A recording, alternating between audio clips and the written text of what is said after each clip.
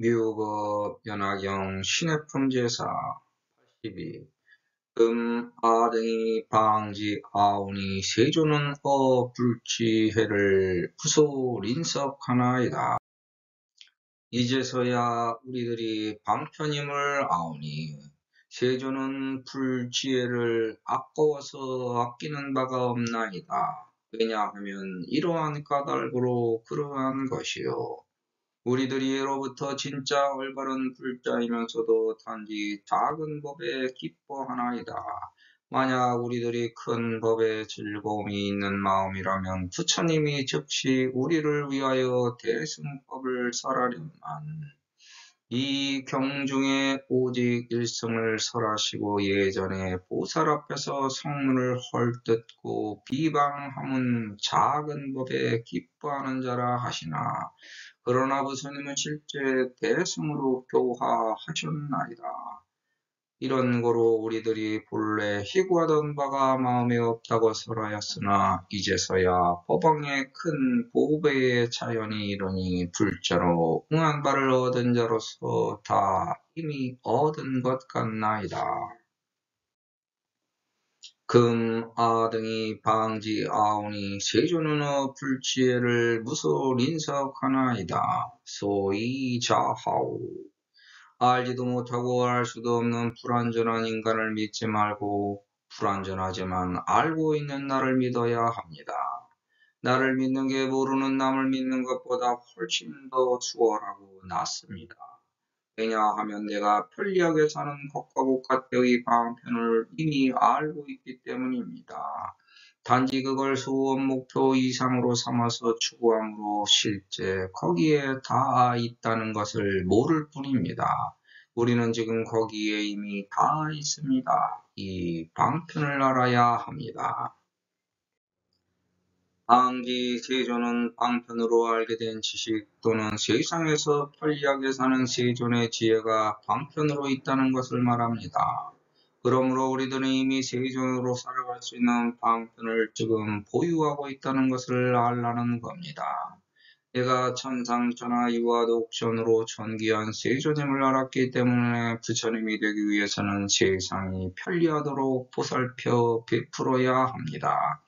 거기에는 아까워서 아끼는 바가 없어야 합니다. 그런데 모든 걸 아낍니다. 남에게 주기 싫어서가 아니라 줄 수 없기 때문에 괴롭습니다. 이런 분은 아주 드뭅니다. 모든 사람의 본성은 자기 걸 아끼고 살아갑니다. 단 하나의 차이는 어떤 사람은 자기를 위해 쓰는 데는 아끼지 않지만 남을 위해서는 아까워서 베풀지 못하는 반면 어떤 사람은 자기가 쓰는 데는 아끼지만 남을 위해서는 서슴없이 희사합니다. 서슴지 않고 희사한 사람은 베풀었으면 준 것조차 잊을 수 있는 사람이기 때문에 자기가 아낀 것을 남을 위해 베푼 것입니다. 즉 자기에게는 인색해도 남에게는 후덕한 분의 근기입니다. 고금 4대 성인들이 아끼지 않고 나눠준 것은 돈과 재물, 명예와 명성, 권력과 권세가 아닙니다. 사고팔고를 겪는 중생들의 아픔을 상담하면서 들어주고 그분들의 경과 지식, 지혜를 나눠주었습니다. 또한 선악의 분별, 동서남북, 산업공상에서의 착한 길, 인의의지, 자비지사를 실천하여 얻는 적덕의 공을 가르쳤습니다. 그리고 실천하라고 일렀습니다. 이게 세상을 건강하게 밝혀서 유지하는 수단과 방법입니다. 함께 살고 있는 이웃의 편리를 도모하는 방편입니다. 자기 이익을 위해 남을 교묘하게 이용해 먹는 게 아니라 남을 위해 아낌없이 헌신하는 게 이웃의 방편이 되어주는 길입니다. 용감한 자는 위기 상황의 위험을 무릅쓰고 나서고 비겁한 자는 숨어서 귀에만 엿보다 남의 공을 가로챕니다. 어떤 일을 도모할 때 불가능하다고 판단해서 호응하지 않던 사람들이 모든 일을 성취해 놓으면 자기가 했다고 나서서 주장하고 다닙니다. 또다시 어려움이 닥치면 이번에는 자기네들 이권을 위해 남에게 나서서 일을 추진하라고 강요합니다. 세상이 원래 그런 겁니다. 하지만 세상에서 어떤 걸 성취한 이후에는 누군가의 노력한 땀의 진실이 있습니다. 나는 이미 그걸 알고 있습니다. 내가 했기 때문입니다. 아등이 성내부터 진집을 짜이면서도 이 단락 소급하나이다. 약 아등이 유 낙대지심이라면 불적위야 하여설 대승법 하련만 차경 중에 유설 일승하시고 이서거 보살전에서 회자 성문은 낙 소법자라 하시나 연이나 푸른 실이 대승으로 표가하나이다. 우리가 알던 사람들이 점점 사라지는 세상에 살고 있습니다. 그리고 다른 사람들에게 잊히면서 살아갑니다. 그게 생로병사를 겪는 인간에게 필연적인 인연의 운명입니다. 이렇게 우리는 자기에게 엮인 인연의 운명조차 마음대로 결정할 수 없는 가엾은 존재입니다. 죽음은 선택할 수 있어도 생은 선택할 수 없습니다.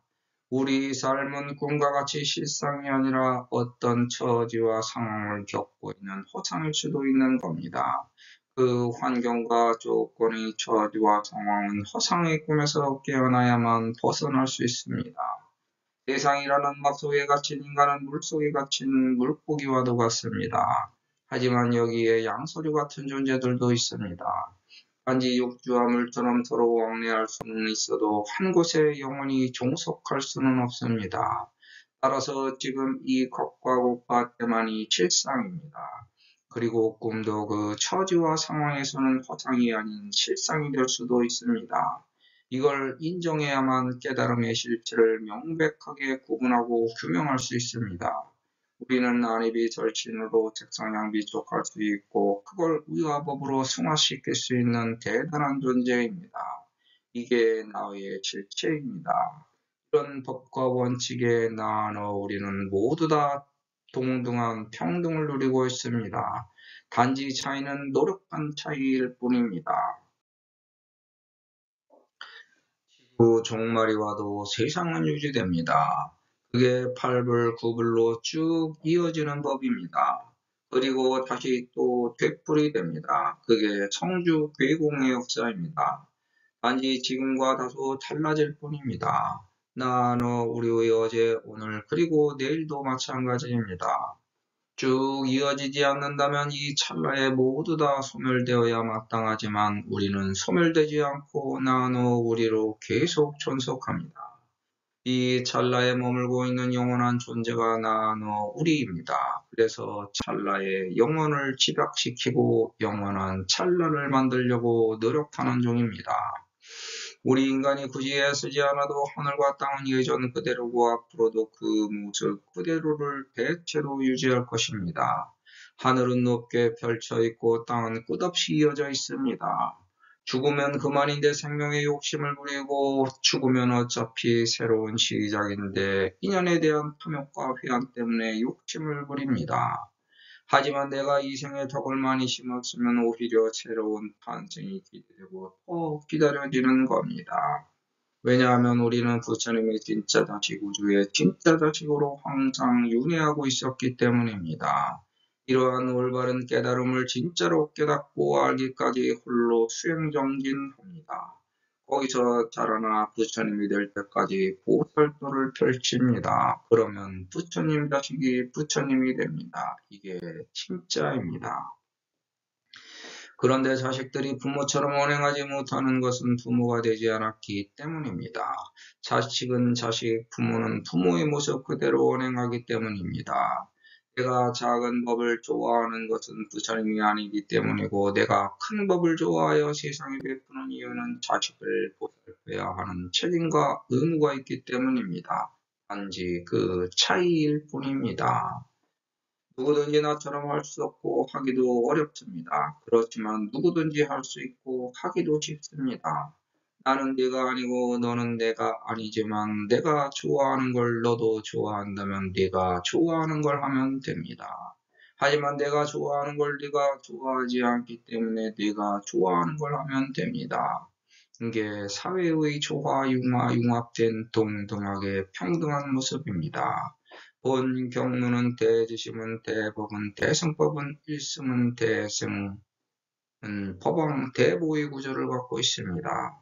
그것에 즐거움을 갖고 기뻐하라고 합니다. 커다란 마음을 품고 커다란 법을 기뻐하고 즐기라고 합니다. 우리가 부처님의 자식이라는 것에 의심할 바가 없어야 합니다. 왜냐하면 부처님은 나를 위해 존재하기 때문입니다. 다른 누구를 위해 존재하는 것이 아니라 바로 나를 위해서 존재해야 부처님이 됩니다. 낮고 높음을 이미 통달했기 때문에 높은 자리에서 바라보는 입장에서 상대방 수준에 맞추어 말하는 것이 수의설법입니다. 물이 위에서 아래로 흐르듯이 자연스럽게 신뢰되는 이치입니다. 모든 것을 아울렀기 때문에 대통기승열애가 되어 어떻게 교화하더라도 일생의 묘리가 됩니다. 하나하나의 소승을 모두 나에게 태웠더니 내가 대승이 된 것과 같습니다. 그렇게 하기 위해서는 서로의 처지, 환경, 조건 등이 비슷해야 믿습니다. 거기에 나보다 조금 더 나아 보여야 자기 고통을 친해하기 위해 상담합니다. 여기서 너를 상대방에게 비춘 거울을 내가 보면서 나의 주관적 관점으로 너와 상대방의 객관성을 찾아서 조언합니다. 이렇게 우리는 나눠 우리를 모두 각자에게 비교하고 비유하면서 세상을 살아가는 중입니다. 그 역사의 현장에서 주체성을 확립하고 주관적 의지로 객관의 실상을 무너뜨리지 않도록 노력하면서 서로에게 맞추어 살아가는 게 세상을 사랑하는 훈련의 방편진실입니다. 같이 모여 사는 사회를 이루고 서로 만나서 상대하려면 상대방의 수준이 서로 맞아야 대화가 통합니다. 그런데 각자의 상대적 수준을 모두 맞추려면 고역입니다. 그런데 상대방에게 믿음을 주려면 그렇게 해야 됩니다.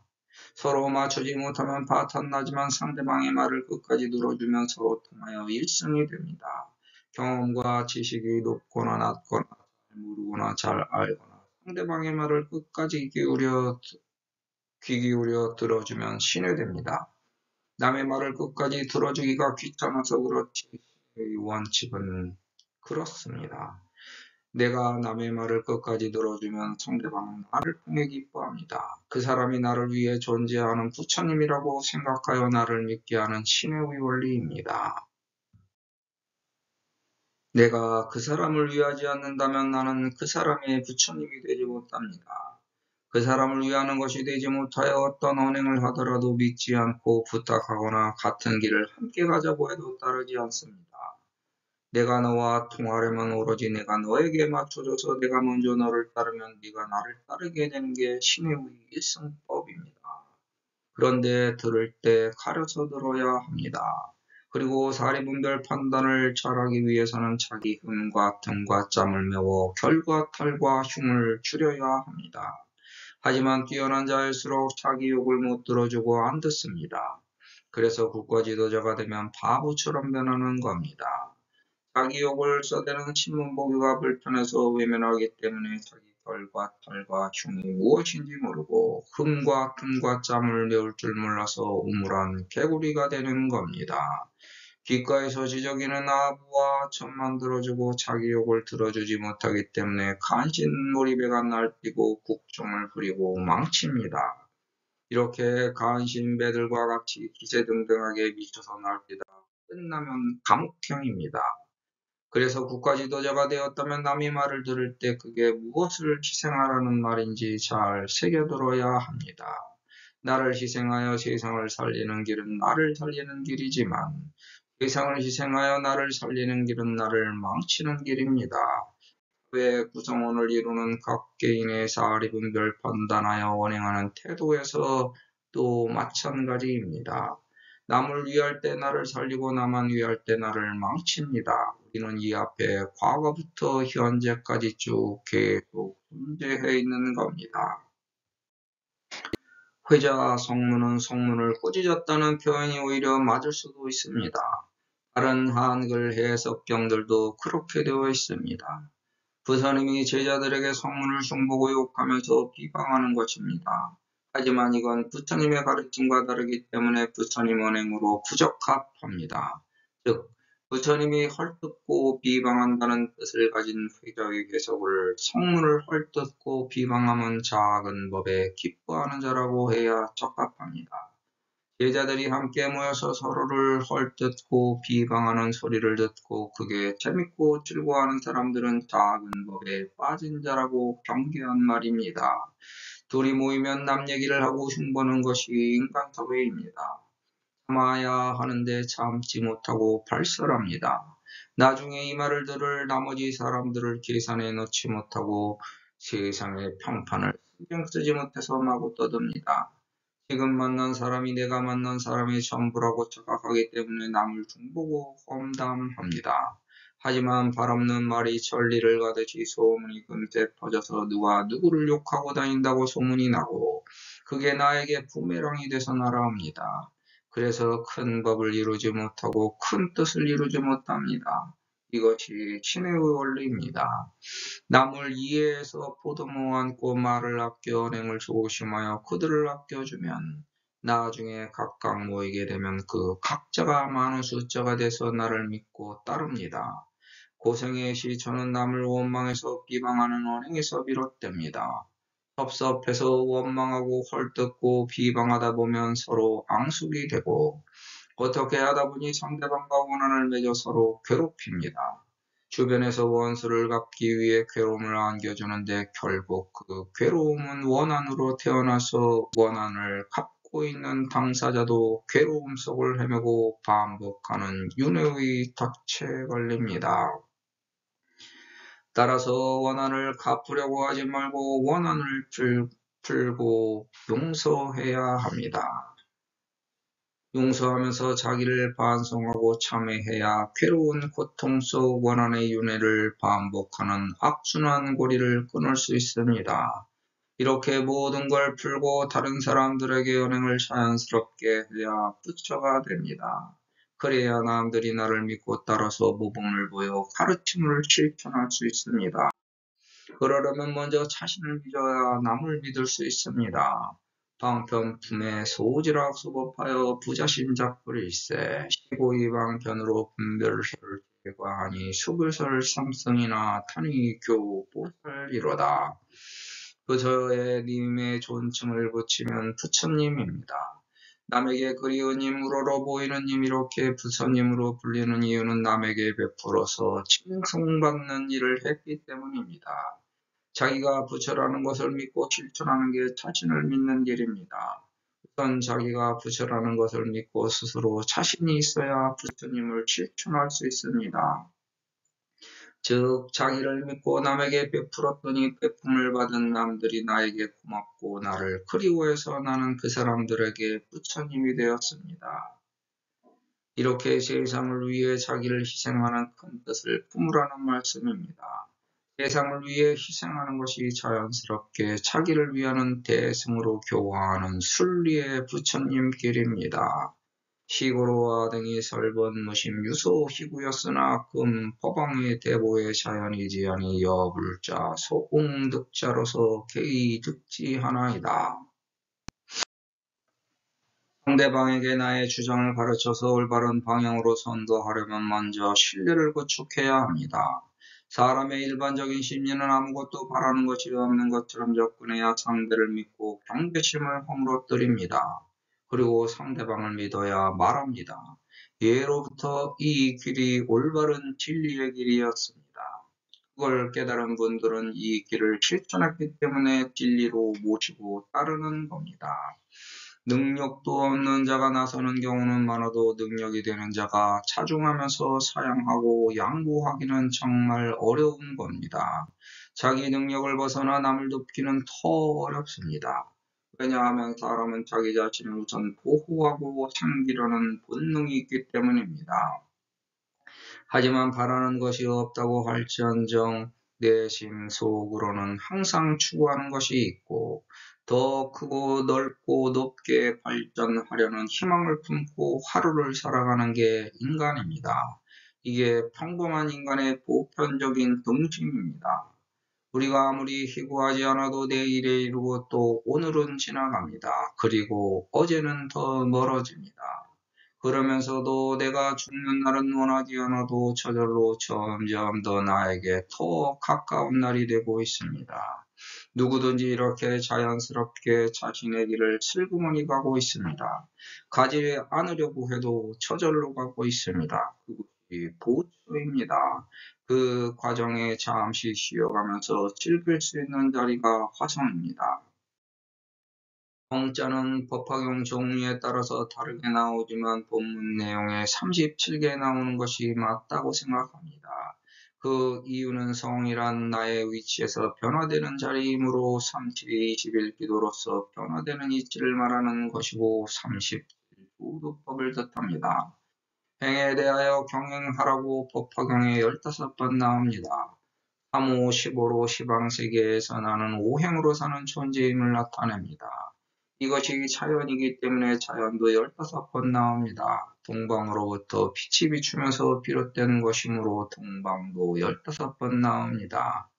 이런 이치를 설명하자면 성불은 54번 나와서 대통지성불수는 540만억 나이타법이 됩니다.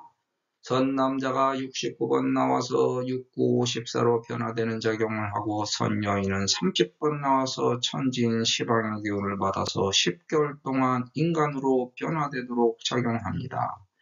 불도는 92번 나와서 92, 18로 1만 8천 세계 또는 36방위의 음양 18갈래길을 뜻합니다.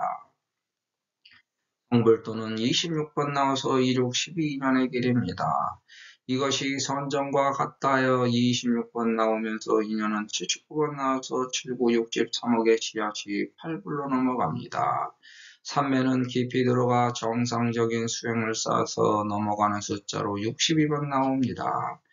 부처님의 비친 불광은 법화경에 5번 나오는데 그 광명이 7부를 책임진 서가모니 불의 빛은 모음보살품 서가모니 불 광조 귀신이고 부처님의 빛이 3번으로 3세계를 비추어 광주는 8번 나오면서 부처님의 빛이 비춰진 상대방인 자기, 즉 인간 팔자를 바꿀 수 있습니다.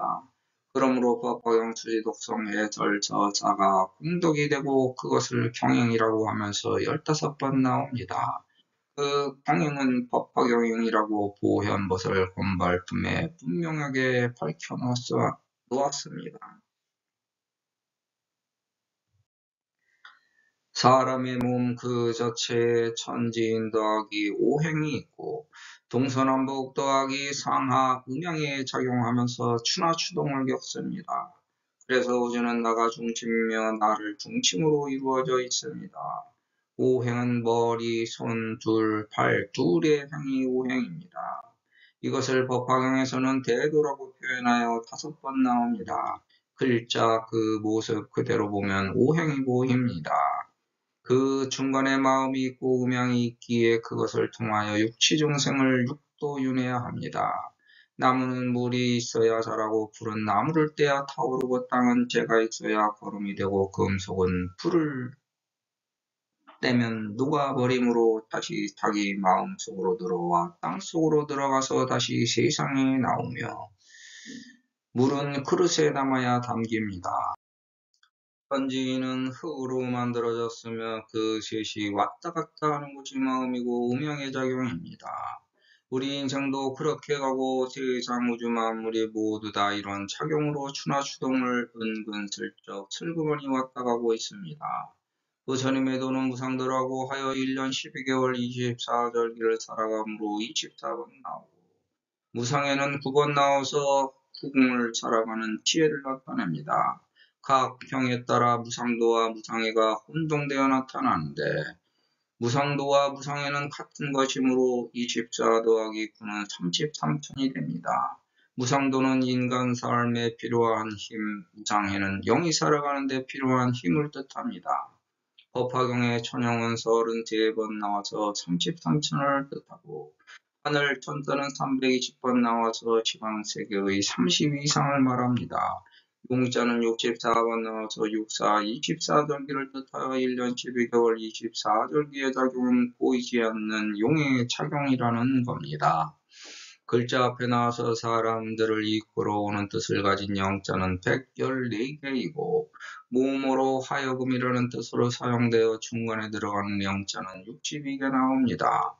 가르칠 교처는 108번 나와서 시방세계에서 받고 태어난 팔자로 인하여 108 본뇌에 따라서 가르침을 받는 것을 뜻하고 1만 8천 세계를 비추는 것을 뜻합니다. 이런 가르침으로 팔자를 고치는 것이 청멸이라고 하면서 8번 나오며 청멸법을 설한다고 합니다. 이렇게 팔자의 지방세계를 살아가는 것이 세간이라고 하면서 80번 나옵니다. 법화경에는 영육은 나오지 않고 신심으로 8번 나옵니다. 그래서 몸이 넷, 마음이 넷이기 때문에 영은 법화경에 4번 나옵니다. 이런 말을 하려면 한도 끝도 없습니다. 법화경은 글자 수에서부터 그 내용에 이르기까지 과학적으로 장엄된 힘을 묘한 법으로 심어놓았습니다. 부처님의 힘이 가장 최고로 장엄된 경입니다. 육생에서의 부자는 물질이지만 영생에서의 부자는 덕입니다.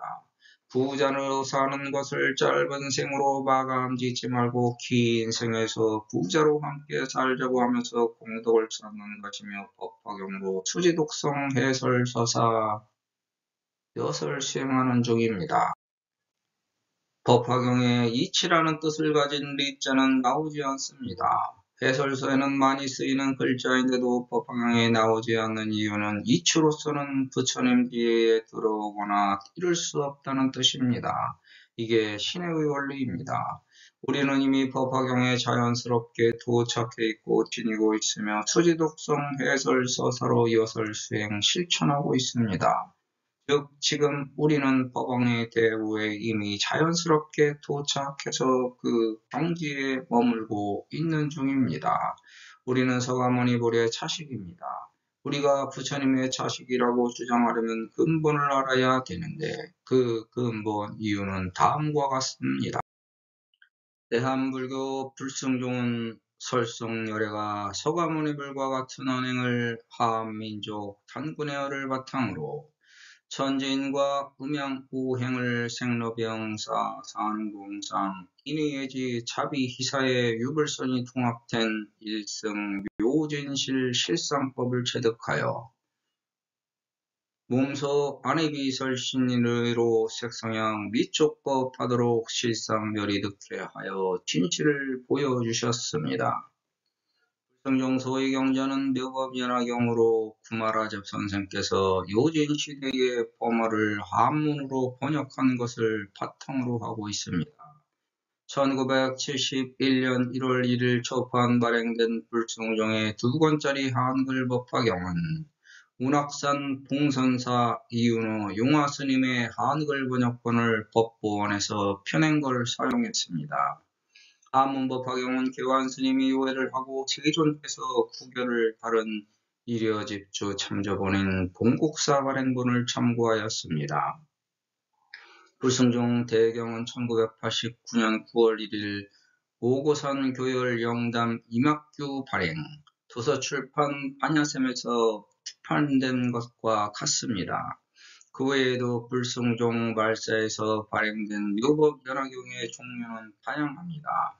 배도의 법화경은 한국 천태종 당나라 도선이 지은 명나라 영락 18년 4월 17일 발행본, 중국 홍화의 발행본, 영산 법화종 발행본, 수용사 보화청정의 민족사에서 2006년 6월 20일 발행한 역주 해설 등을 참고해서 배도에 맞도록 비교 고정하면서 한문과 한글 현토하고 있습니다.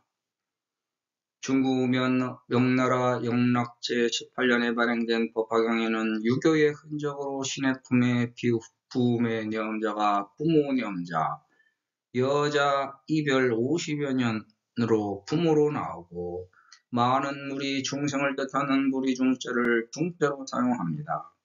불승종 묘법연화경에는 꽃자가 나오지 않지만 다른 종파의 묘법연화경이나 정법화경, 천품 묘법연화경, 대방광불화엄경, 대반열반경에는 화자가 등장하는 것으로 보아 아마도 사경한 사람들의 주관이 들어가서 화자로 변경했을 것으로 생각됩니다.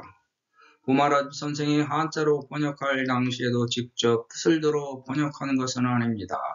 기록에 의하면 신앙심과 학식이 높은 약 800명이 모인 자리에서 구마라집 선생이 범어로 된 법화경을 강독하고 해설하면 그것을 들은 사람들이 제각기 한자로 번역한 것을 모아놓고 토의하였다고 합니다. 토의할 때 방청이 2000여 명 중에서도 의견을 말하여 가장 훌륭한 문장을 채택하였다고 하는데 법화경 번역 작업에 2800명 정도의 인원이 참여한 것입니다.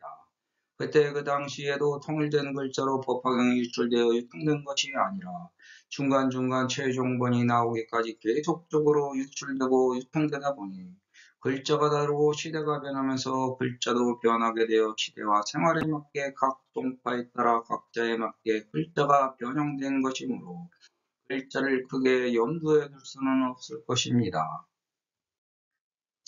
한국에 현존하는 판본은 고려시대 3종, 조선시대 117종 경판으로 34종 3036매가 있다고 하며 대자암판, 성산문조부, 성달생이 직접 쓴 글을 바탕으로 1422년에 간행된 판본, 화엄사판, 갑인자판이 있습니다.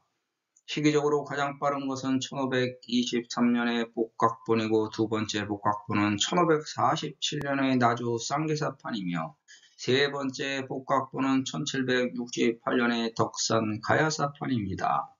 1960년 동국대 학교에서 원간본과 1523년 복각본 그리고 쌍계사판을 모아 완질로 하여 두 장을 일면에 수록한 축세영인판이 간행되었고 1977년에 대제각에서 이를 다시 재영인한 바 있으며 1997년에 홍문각에서 서울대 규장각 소장의 고도서 원간본을 저본으로 한 영인본이 간행되었다고 합니다.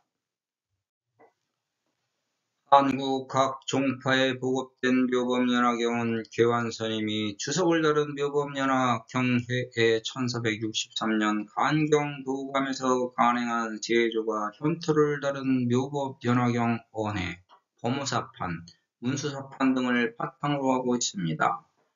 이렇게 각 종파에 따라 각 종파의 말사에 따라 발행한 경의 종류에 따라 글자의 모양이 각각 바뀌었으므로 어떤 것이 원본이라고 딱히 주장할 수도 없습니다. 이것은 중국, 일본, 한국 모두 마찬가지입니다.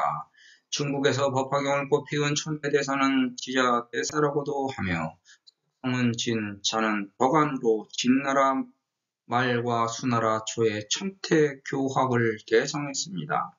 18세에 법서에서 출가하여 560년 광주 대수산의 회사에게 시사하였는데 568년 이후 7년간 진링의 와간사에서 법화경과 대지도론을 강의하였고 575년 이후는 천태산에 머물면서 천태교학을 확립하였습니다. 진제에게 신임받았고 10년 후에 진림 광택사에서 법화문구를 강의하였으며 부산에서 진나라의 병난을 피하고 591년에는 진왕 양광의 간청에 따라 왕에게 보살계를 하여 왕으로부터 지자대사의 호를 하사받았습니다. 그 징조 후에 옥천사를 개창하고 천태 3대 부인 법화현이 법화문구 마하지관을 저수라고 강의하였고 관음현의 관음의소 금광명 현이 등을 저술하였으며 방승일을 최초로 시행한 것으로도 알려져 있습니다. 중국 천태대사 생존 시 관세음보살 보문품 계송이 전해지지 않았다고도 하며 일본 일련대사가 법화경은 69384자라고 유문에 남겨놓아서 지금 이 말이 상징적으로 이어져 내려오고 있지만 목차와 제목을 포함하거나 또는 내용의 글자 수만으로 보았을 때 글자 수가 전해진 경의 종류에 따라 시대에 따라 글자 수의 차이가 있어서 무엇이 맞다 틀리다를 주장하기 어렵습니다. 다만 법화삼부, 무량의공, 묘법연화경, 관보현, 보살행 법경의 글자 수가 84,000여자에 이르러 84,000법장을 상징한다고 봅니다. 우리가 불자이기 때문에 이 정도의 뿌리 법화경의 근원은 알고 있어야 합니다. 이렇게 우리는 이미 모두 다 얻었습니다. 그걸 갖고 있으면서도 활용하지 못한다면 불자의 책임과 의무를 도외시하는 것입니다. 이제 우리에게는 실천만 남았습니다. 즉시 실천합시다. 법화경 수지독성 해설서사 기도 정진 도시 회항으로 여설 수행합시다.